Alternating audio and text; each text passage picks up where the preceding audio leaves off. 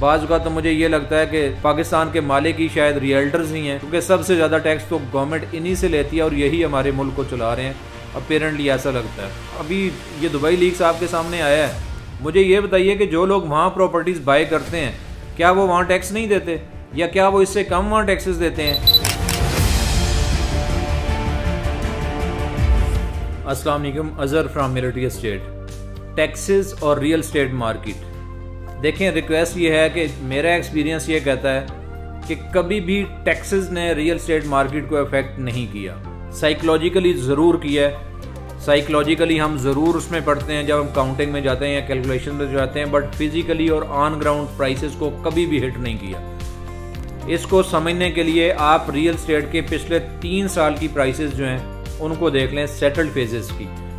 देखें, पिछले 3 सालों से मुसलसल इस काम पे टैक्स लगाए जा रहे हैं, रियल एस्टेट पे हमेशा से टैक्स लग रहा है। लेकिन अगर हम पिछले 3 साल में प्राइसेस देखें तो डिफेंस लाहौर की प्राइसेस जो प्लॉट 1.5 करोड़ पे में बेच रहे थे वो प्लॉट अभी 3.25 करोड़ में बेच रहे हैं। जो 4 करोड़ में बेच रहे थे वो अभी 6.5 से 7.5 में बेच रहे हैं। जो 3.5 वाला प्लॉट था वो तकरीबन 5, 5.5, 4.5 से आप 6 के दरमियान कह सकते हैं सेल आउट हम कर रहे हैं। कमर्शियल में तो आप पूछें ही ना कि कितना गेन आया है, या वर्टिकल इन्वेस्टर में तो आप देखें ना कोई टैक्स है, और फिर भी आप अगर उसमें आउटपुट देखें तो आउटपुट इतनी है कि आपकी आंखें खुली की खुली रह जाएंगी और आपका कैलकुलेटर जो है वो जवाब दे देगा कि इतना अच्छा रिटर्न पिछले 3 सालों में आया है। आल दो कि गवर्नमेंट ने सारा का सारा जोर रियल एस्टेट से ही पैसे इकट्ठे करने पर लगाया हुआ है। बाज़ का तो मुझे ये लगता है कि पाकिस्तान के मालिक ही शायद रियल्टर्स ही हैं, क्योंकि सबसे ज़्यादा टैक्स तो गवर्नमेंट इन्हीं से लेती है और यही हमारे मुल्क को चला रहे हैं। अपेरेंटली ऐसा लगता है। तो देखें, इसलिए टैक्सेस से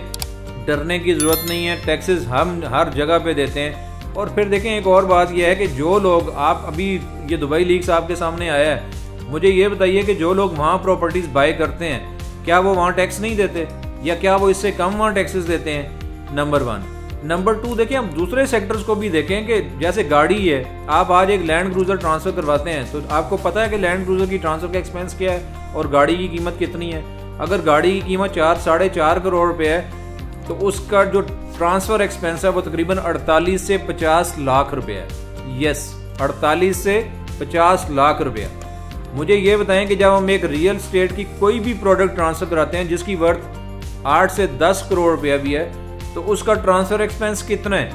मैक्सिमम 18 से 20 लाख रुपये।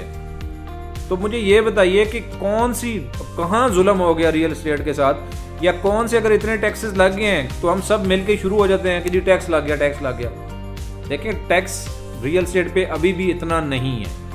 हम बाकी शोबों में, अगर आप बाकियों में भी देखेंगे तो अगर आप कैलकुलेशन करेंगे ऑन पेपर तो आप देखेंगे कि हम फिर भी अभी भी गेनर हैं। तो टैक्सेस को इतने ऊपर सवार करने की ज़रूरत नहीं है, बल्कि आप ये देखें कि वो टैक्स जो लग रहा है उससे हमें कितना एक फ़र्क पड़ रहा है, या हमारी आउटपुट में क्या कमी आ रही है। कोई ख़ास नहीं आती, बल्कि सिर्फ और सिर्फ मैं और आप ही हैं जो हम आपस में हमेशा टैक्सेस की डिस्कशन में रहते हैं और हम कर कुछ नहीं सकते।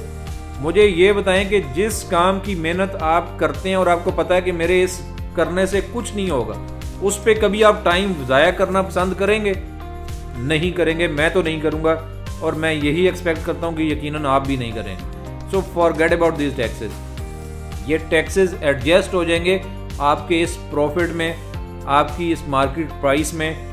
और मैंने जितना भी ऑब्जर्व किया, अभी ये छोटी छोटी देखें गाड़ियों के टैक्सेस, हम गाड़ी अगर 20 लाख की गाड़ी हम लेते हैं उस पर भी जो ट्रांसफ़र एक्सपेंस है तकरीबन 80,000 से लाख रुपया उस पर आ रहा है। तो इन चीज़ों को देखते हुए मुझे नहीं लगता कि जो आपके मैच्योर कस्टमर्स हैं, जो मैच्योर लोग हैं और जो ये समझते हैं कि हमारी ग्रोथ के साथ साथ हमारे मुल्क की ग्रोथ ज़रूरी है, वो टैक्सेस से अवॉइड करते हैं, वो टैक्स देना चाहते हैं और वो चाहते हैं कि हम अगर ग्रो कर रहे हैं तो हमारा मुल्क भी ग्रो करे। क्योंकि जब आप बाहर जाते हैं तो आपको देख के दुख होता है कि हमारे मुल्क की क्या हालत है, और जो हमारे से बाद में ममालिक हैं, जो बाद में आज़ाद हुए हैं, जो बाद में बने हैं, वो हमसे आगे क्यों निकल गए हैं? क्योंकि मुल्क से प्यार है। तो मुझे और आपको भी अपने मुल्क से प्यार करना है, मुझे भी और आपको भी अपने हिस्से का किरदार अदा करना है, ताकि मेरा मुल्क भी, आपका मुल्क भी तरक्की करे और लोग भी ये कहें कि यार ये मुल्क पाकिस्तान जो है ये भी तरक्की कर रहा है और रियल्टर्स जो हैं वो इसमें भरपूर और बढ़ चढ़ कर हिस्सा ले रहे हैं, और मैं और आप इंशाल्लाह बढ़ चढ़ कर हिस्सा लेंगे और इस मार्केट को इंशाल्लाह फर्दर हाइप्स पर लेकर जाएंगे। Thank you very much.